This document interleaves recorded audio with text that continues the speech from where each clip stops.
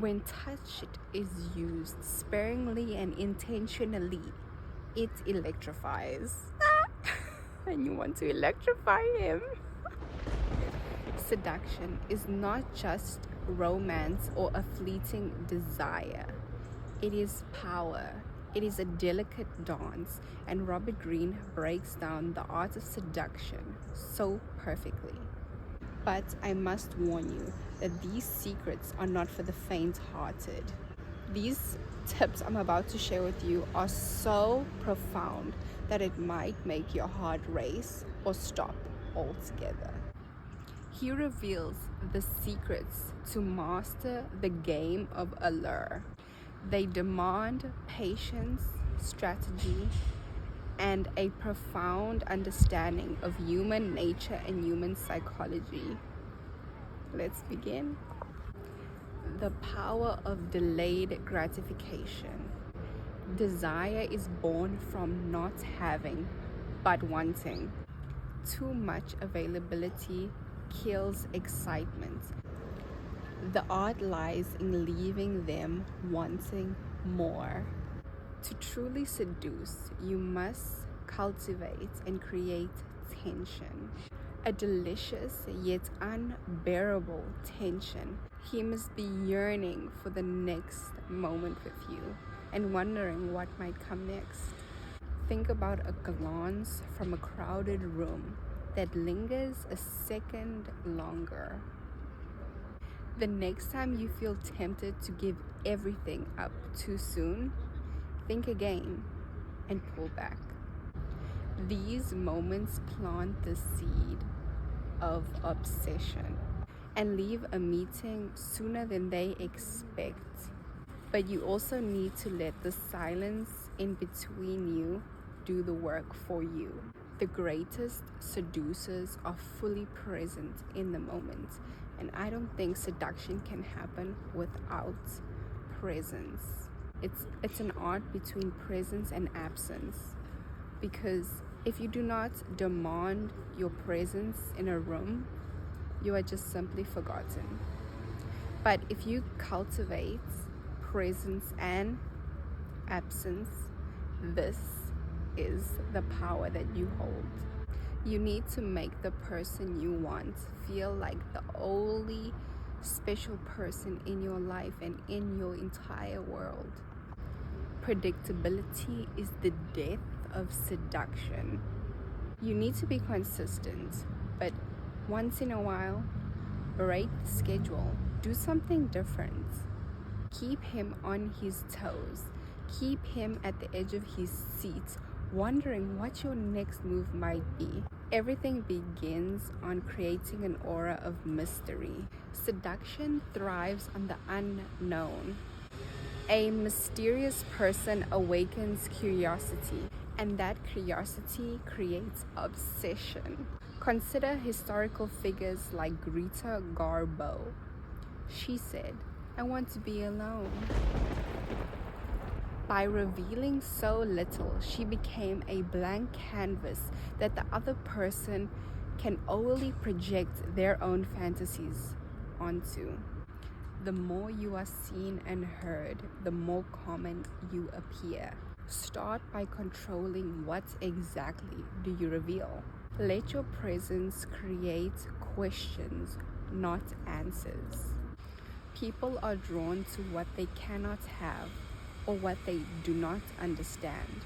Seduction is a game of contrasts, sudden shifts, and surprises. By once in a while breaking expectations or a routine or schedule, this can stir up enough curiosity to what the other person might be thinking. This is the key to keep the other person off balance, exactly where you want them. You need to think of somebody who is sweet but has a hint of rebellion. And how intriguing is that? The contrast just makes your presence even more electric. Surprise does not mean chaos. It is simply calculated unpredictability.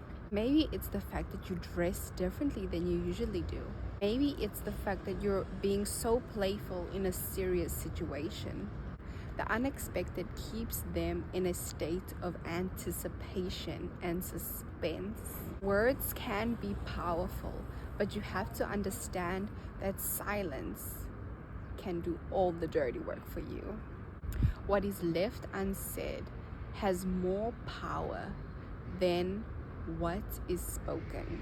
Silence is not weakness, it is control. You need to focus on what you want to say to the other person and say everything that has to be said, nothing more. A well-placed silence can make the other person reveal more to you, and it simply heightens the drama of your presence. Command attention with every word. Learn how to use your seductive voice.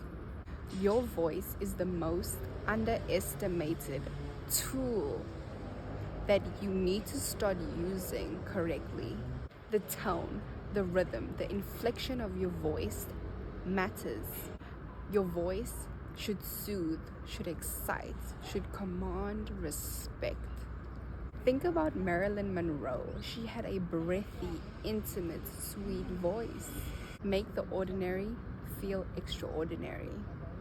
The key is not in big grand gestures, but in the small gestures that get the other person to feel incredible, make them feel extraordinary.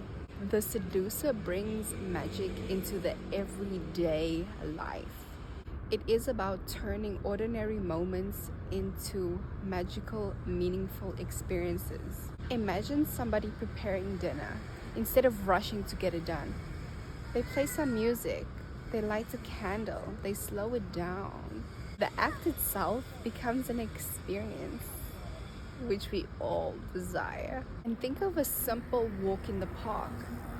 You can create these moments like out of a romance novel if you use the right words, the right gestures. You make it exciting. You need to focus on the little details and make it incredibly intriguing. Contrary to what most people believe, there is a power in opening up and a power in vulnerability. If used correctly, vulnerability can actually be one of the most powerful tools of seduction. Stay with me. I'm serious. Creates an emotional attachment. Nobody is truly seduced without an emotional attachment. Now, this is exactly how you create an emotional attachment. You must allow your partner to see your soft side, your weaknesses, your struggles, your pain. When you open a small window into your vulnerabilities, this is exactly where people feel closer to you and it builds trust. Simply think of a public figure that admits their downfalls, their weaknesses. Think of a high-powered celebrity or person in great power. When they admit their weaknesses, it instantly brings you closer to them because you feel that they are more human. You can connect with them and you begin to like them more because of their honesty. Choose the correct moment to reveal small truths about yourself. The art of listening. You need to hear what people don't say. Imagine two people on a date. The first date, the other person only talks about themselves, overtalks, overshares, and never gives the other person a space to talk. And think of another date where the person pays attention to small details. The conversation is going back and forth. You both share vulnerabilities and you connect on a deeper level. You should not be the one who dominates the conversation. The key to becoming the most fascinating woman is to be the most fascinated with the other person. All people care about is themselves and their own self-interest.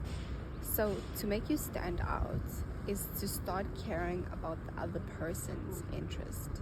what do they care about? Get into their minds, their perspective. When people feel heard, they feel valued. And when you make the other person feel valued and heard and understood, you create desire. Sometimes the most powerful thing you can do is disappear. Absence creates honor and respect. Despite what you might think, you need to create a longing for you. You need to be able to create the space for the other person to miss you, to crave you, to long for you. This is the only way you can captivate and fill their mind. They need to think about you. Their absence makes their return feel like an event, feel like a special occasion. This kind of dynamic and connection creates a fresh, intriguing interaction and dynamic between the couple. Don't be afraid to step away, to do your own thing, to forget it about them for a while, to focus on your plan, your life as an individual, and then come back to them with feeling renewed and energetic and share your experiences. But leave behind an air of mystery, of intrigue, of curiosity, of desire. Create an aura of confidence. This means that you need to look, smile your best, put on your best act, be your best behaved self when you are present with them. Because nobody wants to remember or keep in their mind a person who just didn't care about how they presented themselves. There is nothing more attractive than confidence, and confidence doesn't always have to be real, and nobody knows if you're faking it or not. So play it up, fake it if you have to. Embody someone that you perceive to be confident, powerful, sexy. If that is your higher self, if that is your alter ego, learn to embody that person. Infuse passion in your energy. Passion excites us, and passion is contagious. People are drawn to other people who are excited about life, who want to do things, who want to get up in the morning and go and do this, and who want to achieve. I love having a partner who is just so passionate and driven and ambitious. Oh my god. Identify what exactly excites you, makes you smile, find exactly what makes you curious, what you have intrigue towards, and dive deeper into that and share those interests, those passions, those conversations with your partner. Share it with him. Make him feel excited when he sees how passionate you get. You need to make him chase. You need to reverse the power dynamic. The greatest truth about life is that you value more about what you worked for than what was given freely. And the same goes with seduction. You value the person you chased down than somebody who was just there or available. To make somebody chase you, you need to present yourself as the more valuable, rare person. You need to make them feel that they are winning something rare and precious and desirable. Somebody that other people want to steal from them. That's who you need to be, girl. The thrill of the chase is so fun and awakens a good, healthy, masculine man. When you pursue somebody, you make them feel that they have all the power and they are valuable. So turn the dynamic around, turn the tables. Desire is fueled by tension. And let me remind you that the most seductive, attractive person is all psychological. The beauty is in the eye of the beholder. And that means because someone may be so beautiful, but if you do not have an emotional connection to that person, they just become empty. And this is why perception plays a big role in seduction. because seduction is all about perception. Why do you feel that, if you ask somebody, why do you feel that your wife is so special? It's not because his wife is so different to all the other women. It's because of his own perception. What I am trying to say is that most people are similar, the same. Most people have the same types of hobbies, like similar things. So here and there, people are not that different, really. Like, we all want the same things in life. We all desire to feel loved, to feel cherished, to have excitement in our lives, to be ambitious. But the way you can stand out is if you make the other person perceive you differently. It's like seeing somebody who is usually preserved, private in ordinary life, but behind closed doors they're a little bit exciting, a little bit wild, different, and keeps the other person so intrigued. Embrace your contradictions and your contrasts. The longer people wait, the more they crave you. So keep them intrigued and keep them in suspense. Seduction isn't about giving everything all at once. It is a slow journey of revealing small things slowly to them. Think of a movie trailer that keeps you hooked and wants you to watch the entire movie. Give them something to dream about in your absence, to wonder about, to think about. Physical touch is one of the most powerful tools of seduction, but its potency lies in its restraint. A single well-placed touch can electrify. When touch is used sparingly and intentionally, it electrifies. And you want to electrify him. Create a shared secrets and little conversations and inside jokes that you have together, because this creates exclusivity, making them feel special. And nothing bonds two people more than a secret. Think about two people laughing about an inside joke in a crowded room. It brings them together and makes them more connected, intimate, and feel more connected. Like, I can't even describe it. The seducer always leaves their boyfriend or husband on a high note. Leave them wanting more, leave them craving you, leave them not wanting you to leave. When people say first impressions matter, they do, but last impressions also matter. How you leave them feeling matters. Think of a performer or a singer or somebody who works in theater or drama. They have to make the end just as intriguing than the beginning. You need to create emotional peaks, because humans crave the highs and the lows, and this is the cycle of life. Life is not just a straight flat line, because that's death.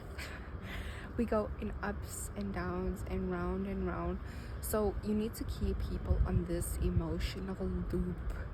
You simply must give them a roller coaster of emotions, the highs, the lows, the boring straights, getting to where you need to be in the high. Like, it needs to take them all around the world.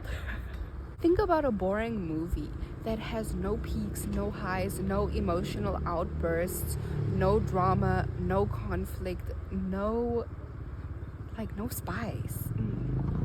People will remember how you made them feel more than what words you used or what you said.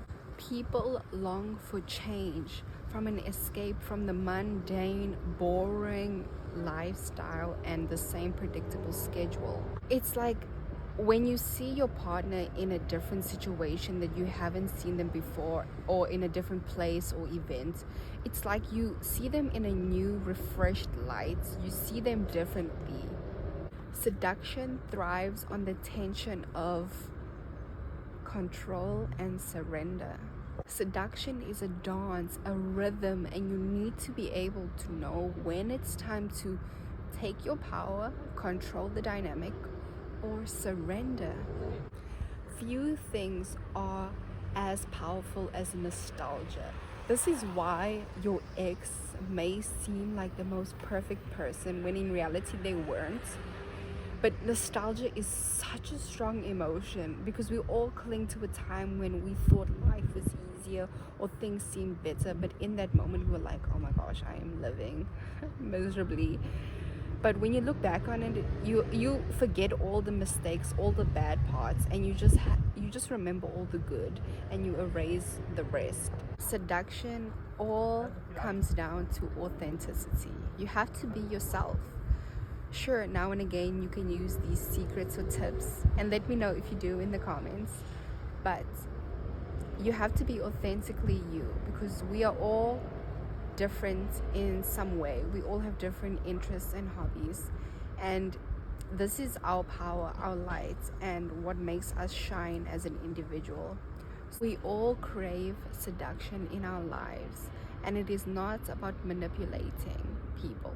It's an art. People can appreciate it. They love it. They crave to feel seduced and to feel loved and to feel heard.